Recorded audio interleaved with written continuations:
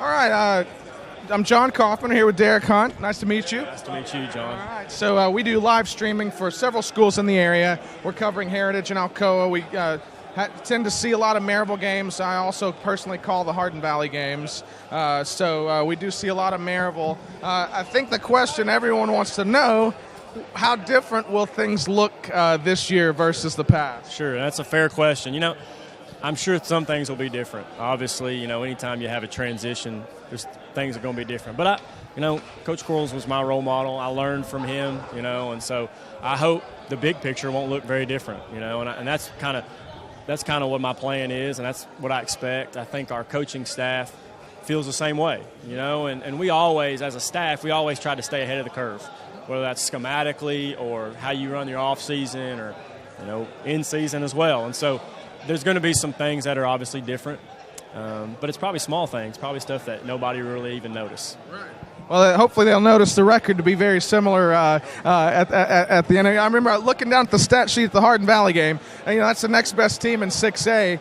You had like 40-something points, and you didn't have a play over 17 yards. Normally when you see a big blowout like that, you got away from us with a bunch of big plays, but you guys just chew it up one play at a time, don't you? Well, it's how well you execute. You know, everybody's got good stuff, and everybody can draw it on the board, but you have to execute, and some games work out that way, and you can't turn it over. A lot of times it's hard for a team, especially in high school, to drive down the field. You need big plays to be explosive, and like you said, to score a lot of points. And so we've certainly had games where we've big played teams, but we've probably had more games where we chew it up, like you said. Right.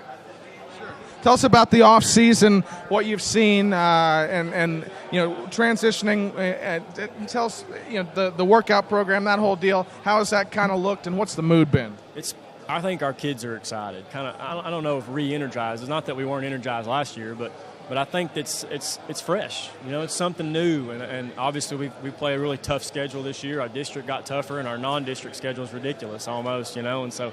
There's so many good football teams in this area now, and everybody's just getting better, and so I think our guys are excited. Off-season workouts have been great, and our kids have been awesome, been outstanding, and so our coaches have been on them, and as they should be, and then we're excited. We're ready to see what's going to happen. All right, well, Coach, thank you so much for taking a minute for us. Best of luck to you, and really looking forward to see what Maryville's got again this year. Thank you so much. Thanks, Coach.